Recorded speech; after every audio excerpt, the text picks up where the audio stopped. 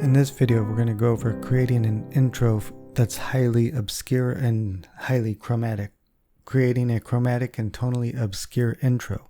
Just a disclaimer, if you're not very good with chromatic harmony, I'm going to be honest, you might as well skip this video. We do have a course bundle on sale right now with chromatic harmony plus a couple other courses for the summertime, and I'll just leave the link in the description and no need to advertise that anymore.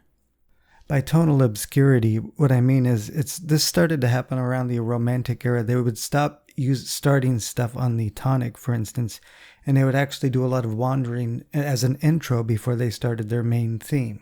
And this same concept still goes on in stuff like film scores and whatnot, mostly in the East now, not so much in the West. We're kind of stuck in this little rut where we're really reduced our harmonic vocabulary in the West, but that's a different topic. So chromatic harmony tips first. Keep melodic aspects diatonic. That's one thing you can do.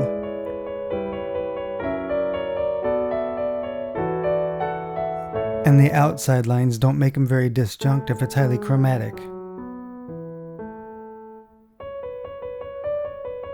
So that's one thing you could do. So that's what we'll do in this video. We'll keep the melodic aspects diatonic and keep the outside voice not disjunct. In other words, not playing everything in root position like this. This is what we're going to start with on the dominant. So that doesn't mean we're in Mixolydian.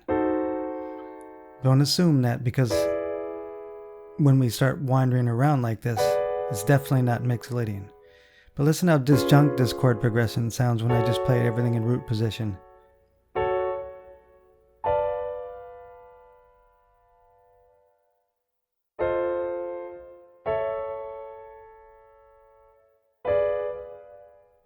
Now you must really understand chromatic harmony.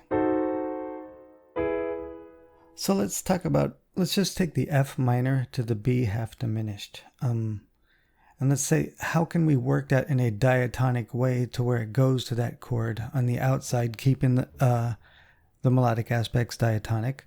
Well, I could kind of walk up like this. I know this A note is going to be in the half diminished, so I may walk towards it instead. Now the B half diminished. Okay. Instead of doing that root position, walk down in the bass, diatonic in the melody. And while we're on that A note, we could also hit that augmented 6 chord. So when you're dealing with highly chromatic music, there's a lot of problem solving you have to do. In my next chromatic harmony, I'm going to talk about how these chords can be used as precursors to the dominant, as well as precursors to secondary dominants, and also the 6/4 resolutions of the precursors.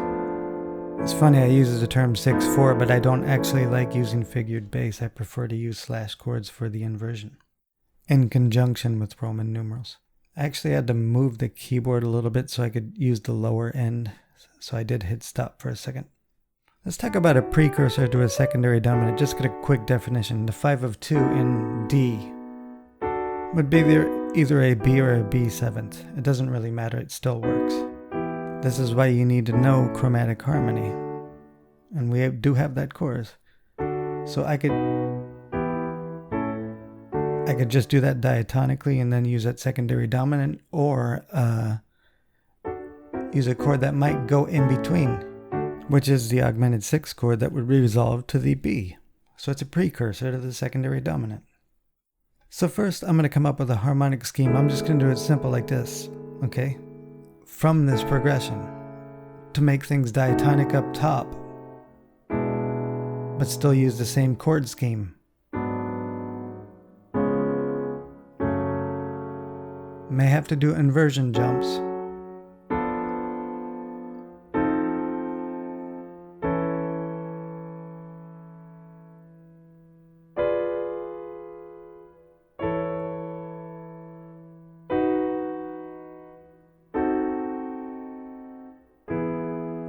And a pedal point at the end, okay, between the A, B, D sharp diminished 7th, and E.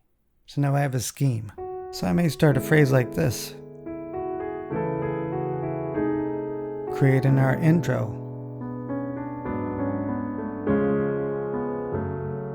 And I'll try to keep that similar motif going on throughout the whole intro. Let's just go all the way through.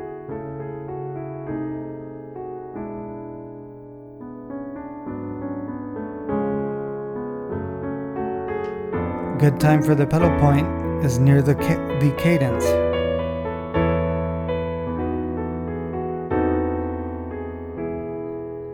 Now you can go your theme in A, whatever you have planned. I'll just play for a second. Mostly diatonic now.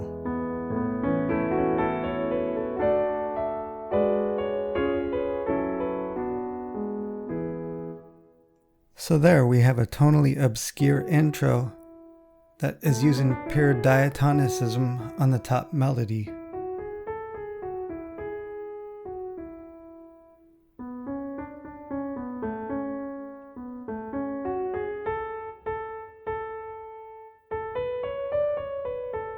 The ability to use chromatic harmony with diatonic melodies will really expand your harmonization skills big time. So let's go through our intro again.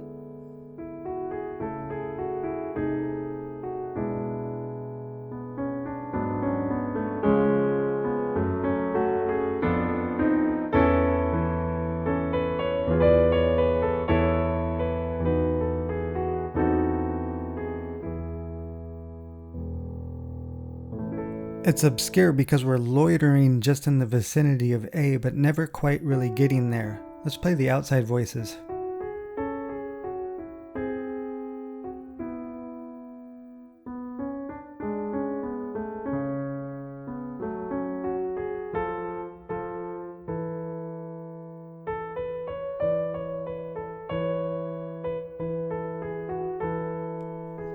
And you finally get to rest onto this E chord. You finally feel like you can breathe a sigh of relief and then move on to your theme.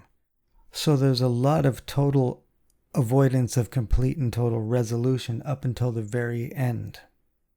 You may want to take this harmonic scheme now and create your own little intro piece with it and try to figure out how to make it not sound disjunct and even make your melody aspects purely diatonic. That's a great exercise. It's also a good exercise of fitting a whole bunch of chord sequences and changes into some kind of scheme to where it makes musical sense within a bar scheme. So there's some chromatic harmony tips, keeping your melody diatonic, keeping the outside voice not all disjunct. That's not all the time true, but that's most of the time you're going to have a very, very smooth voice leading on the outside. It may not be always diatonic in the melody, but that's a good method to use because it helps you actually reharmonize melodies to highly chromatic music. And this is a good way to create an intro, is to keep it tonally obscure. Don't have any resolution up till the very end to where you finally feel like it actually is a half cadence, for instance.